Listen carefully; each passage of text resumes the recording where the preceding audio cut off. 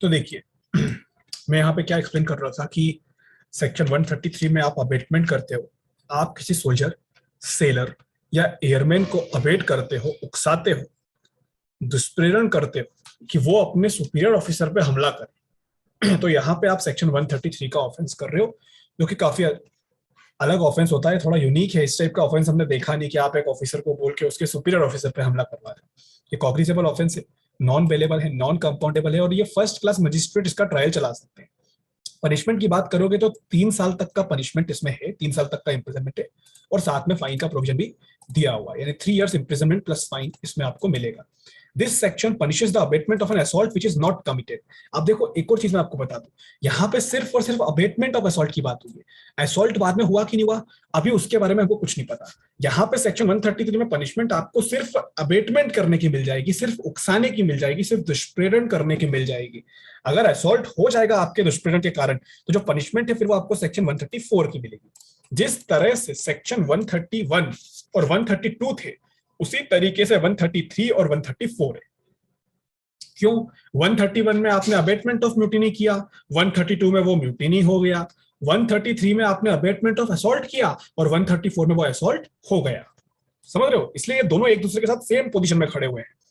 तो अगर आपने अबेटमेंट किया असॉल्ट का, और आपके अबेटमेंट से अगर वो असॉल्ट हो गया, आपने जिस सोल्जर को उकसाया था, आपने जिस सोल्जर को अबेट किया था हमला करने के लिए, आपके अबेटमेंट के कारण उस सोल्जर ने जाके अपने सुपीरियर ऑफिसर पे हमला कर दिया।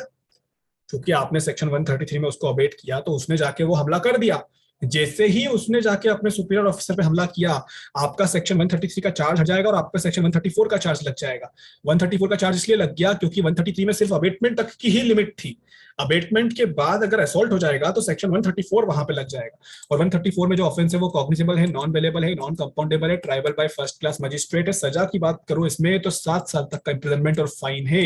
इसके पिछले वाले में सिर्फ 3 साल तक का इंप्रिजनमेंट था। यानी कि अगर आपका अबेटमेंट सिर्फ अबेटमेंट रह गया है तो 3 साल तक का इंप्रिजनमेंट है। लेकिन अगर आपके अबेटमेंट से उस सोल्जर ने अपने सुपीरियर ऑफिसर पे हमला कर दिया है, तो आपकी जो सजा है वो 7 साल तक की हो सकती है। तो 3 साल से 7 साल तक की सजा इसमें प्रोविजन हो गया है।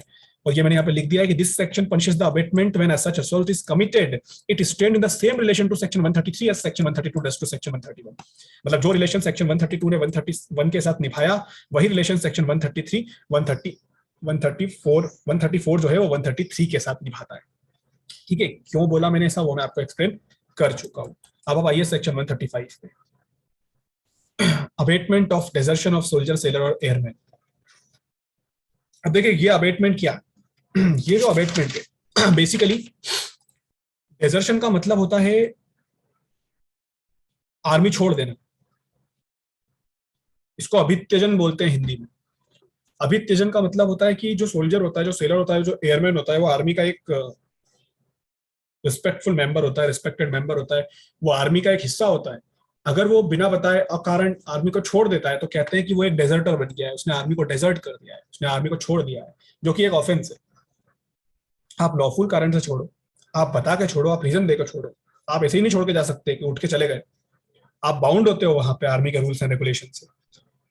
तो यहाँ पे आप क्या कर रहे हो, आप तो यहाँ पे कोई इंसान हो, नॉर्मल से कोई भी हो, हुएवर, हुएवर का मतलब होता है कि कोई भी हो, फर्क नहीं पड़ता कि वो इंसान पीएम है, सीएम है, कॉमन मैन है, कोई नहीं, सब सब आते हैं इसके अंदर, यूनिवर्सल ऑफेंसेस है। आप किसी सोल्जर, सेलर या एयरमैन को अबेट कर रहे हो कि वो आर्मी छोड़ दे, यानी आप अबेट करके उससे आर्मी डेजर्ट करवाने की कोशिश कर रहे हो, ये भी एक ऑफेंस है। क्योंकि एक ऑफेंस तो वो सोल्जर खुद कर रहा है बिना बताए आर्मी छोड़ के, और दूसरा आप कर रहे हो उसको अबेट करके कि छोड़े छोड़े, है ना। तो कॉग्निजेबल ऑफेंस है, बेलेबल है, नॉन कंपाउंडेबल है, ट्राइबल बाय एनी मजिस्ट्रेट। अब देखो एनी मजिस्ट्रेट की जहां फर्स्ट क्लास मजिस्ट्रेट लिखा होता था वहां एनी मजिस्ट्रेट लिखा गया, और यहाँ नॉन बेलेबल लिखा था वहां बेलेबल। मतलब इसमें थोड़ा सा डिफरेंस है कि ये बेलेबल ऑफेंस से बेल मिल जाती है और कोई भी मजिस्ट्रेट का ट्रायल चला सकता है। और कोई भी मजिस्ट्रेट क्यों चला सकता है, उसका भी एक रीजन है कि सजा यहाँ पे बहुत कम है, imprisonment up to 2 years, fine या बोथ। या तो सिर्फ 2 साल तक की जेल दे दो, या जेल मत दो, सिर्फ फाइन दे दो, या फिर दोनों दे दो, 2 साल तक की जेल भी दे दो और फाइन भी दे दो, ये पनिशमेंट है इसकी। अच्छा एक और चीज, यहां पे भी सिर्फ और सिर्फ अबेटमेंट ही पनिशेबल है। The desertion abetted under this section need not take place, mere abetment is punishable. ये समझ लेना बात को। यहाँ पे डेजर्शन हो रहा है कि नहीं हो रहा है उस चीज से फर्क नहीं पड़ता। आपका काम था अबेट करने का, आपने अबेट कर दिया, the mere abetment is made punishable under this section. अगर अबेटमेंट सक्सेसफुल हो जाता है, वो सोल्जर डेजर्ट कर भी देता है तो वेल एंड गुड, और अगर नहीं भी करता है तो भी सेक्शन 135 तो अप्लाई हो ही जाएगा।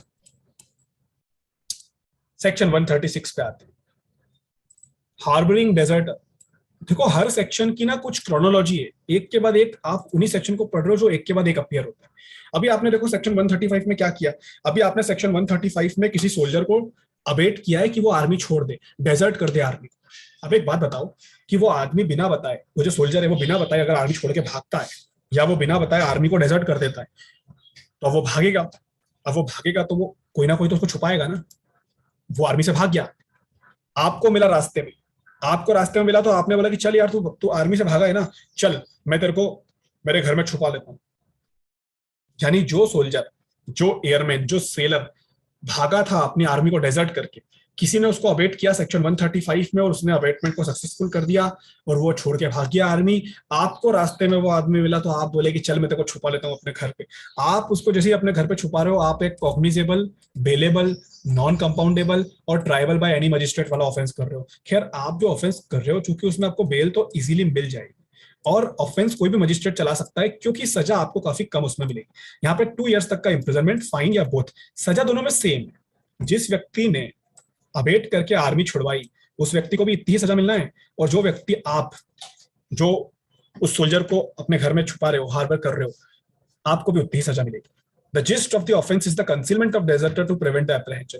क्या सबसे मेन चीज है ऑफेंस के अंदर कि आप एक डेजर्टर को कंसील कर रहे हो अपने घर में ताकि वो फिर से पकड़ा ना जाए। आप उसके एप्रहेंशन को रोकने के लिए उसे अपने घर में छुपा रहे हो। यहाँ पे एक बड़ा ही अच्छा सा एक्सेप्शन है जो आपको याद रखना होगा। Exception is made only in the case of a wife. अगर यही सेम चीज एक वाइफ करती है अपने हस्बैंड के लिए तो वो ऑफेंस नहीं कहलाएगा। इस चीज को ध्यान रखना, इससे क्वेश्चन बनते हैं। यानी अगर पर्सन आर्मी छोड़ के अपने घर चले जाता है और उसकी वाइफ उसको अपने घर में रख लेती है कि हाँ ठीक है मैं नहीं बताऊंगा किसी को, छुप जा तो यहाँ पे, वो वाइफ वहां पे हार्बरिंग डेजर्टर का ऑफेंस नहीं कर रही है, सेक्शन 136 का ऑफेंस नहीं कर रही है, क्योंकि वाइफ की तो ड्यूटी होती है, उसका हस्बैंड घर पे आया है तो ठीक है भाई वो नहीं बताएगी किसी को। तो एक्सेप्शन यहाँ पे बना रखा है वाइफ के लिए, इस चीज को जरूर याद रखना। हार्बरिंग डेजर्टर, अगर आप किसी आर्मी छोड़े हुए इंसान को अपने घर में छुपाते हो तो आप स्टेट के अगेंस्ट एक ऑफेंस कर रहे हो सेक्शन 136 का, जिसमें आपको 2 साल तक की जेल हो सकती है। बट अगर यही सेम चीज एक वाइफ करती है अपने हस्बैंड के लिए तो वो ऑफेंस नहीं कहलाएगा। हार्बर की डेफिनेशन क्या होती है ऑलरेडी सेक्शन 52A में हम उसको पढ़ चुके हैं, तो एक बार आप वहां से स्कोर देख लीजिएगा। चलिए एक और सेक्शन पढ़ लेते हैं, सेक्शन 137, आज के लिए आखिरी सेक्शन। उसके बाद की चीजें हम नेक्स्ट क्लास यानी कि मंडे से करना शुरू करेंगे। इनफैक्ट इसके बाद से 2 ही सेक्शन बचेंगे ले देके बस, एक तो 138, एक 139 और एक थोड़ा सा 140 जो मैं आपको आज पढ़ने को दूंगा, चैप्टर खत्म हो जाएगा। अभी मैं 137 बताता हूँ। Deserter concealed on board merchant vessel through negligence of master.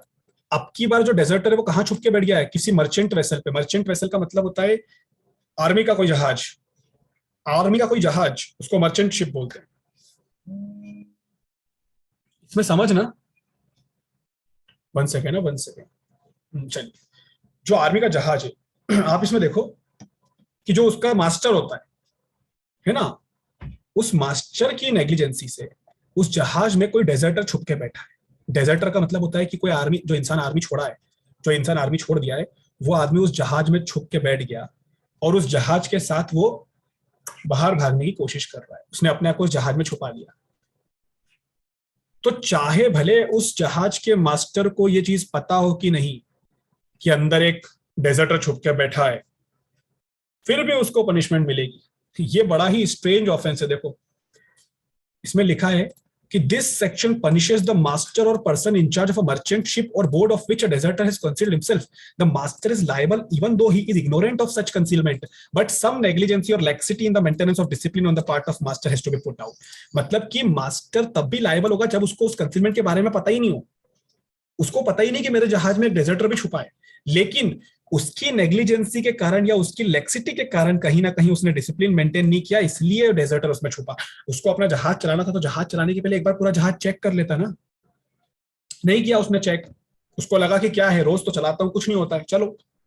तो ये जो छोटी सी नेग्लिजेंसी है ना, ये भारी पड़ जाएगी यहाँ पे, क्योंकि यहाँ पे तो क्लियरली सेक्शन 137 में लिखा है कि चाहे भले वो जहाज का जो मास्टर है वो इस चीज को जानता ही नहीं हो, वो इस चीज से इग्नोर हो, उसको इस चीज के बारे में पता ही नहीं हो कि कोई डेजर्टर छुपा है, तो भी ये ऑफेंस उसने कर दिया। बट ये इतना ज्यादा हीनियस ऑफेंस नहीं है, इसमें सिर्फ 500 रुपए तक का जुर्माना है बस, और कुछ नहीं है। 500 रुपए से ज्यादा का जुर्माना नहीं लगा सकते, 10 रुपए, 20 रुपए, 100 रुपए, 500 रुपए तक का लगाया जा सकता है। नॉन कॉग्निजेबल ऑफेंस से मतलब कि पुलिस बिना वारंट के अरेस्ट नहीं कर सकती, पहली चीज तो। बेलेबल ऑफेंस से बेल इजीली मिल जाएगी। नॉन कंपाउंडेबल है, कंपाउंडिंग नहीं होती, और कोई भी मजिस्ट्रेट का ट्रायल कर सकता है। कंपाउंडिंग करके करोगे भी क्या, 500 रुपए का जुर्माना है, भर के छोड़ दो, बच जाओगे। छोटा सा ऑफेंस है सेक्शन 137। चलिए, सेक्शन 137 तक की चीजें हमने पढ़ ली। इसके बाद की चीजें आपको पढ़ के आना है मंडे तक, और हमारा ये चैप्टर भी मंडे को कंप्लीट हो जाएगा। फिर हम एक नया चैप्टर शुरू करेंगे जिसका नाम है ऑफेंसेस अगेंस्ट पब्लिक ट्रैंक्विलिटी, जो कि काफी स्पेशल, काफी इंपॉर्टेंट चैप्टर है। बहुत अच्छी चीजें उसके अंदर, और बहुत ज्यादा क्वेश्चन बनते हैं एग्जाम में उसके। ठीक है, तो अब हम मिलते हैं मंडे को।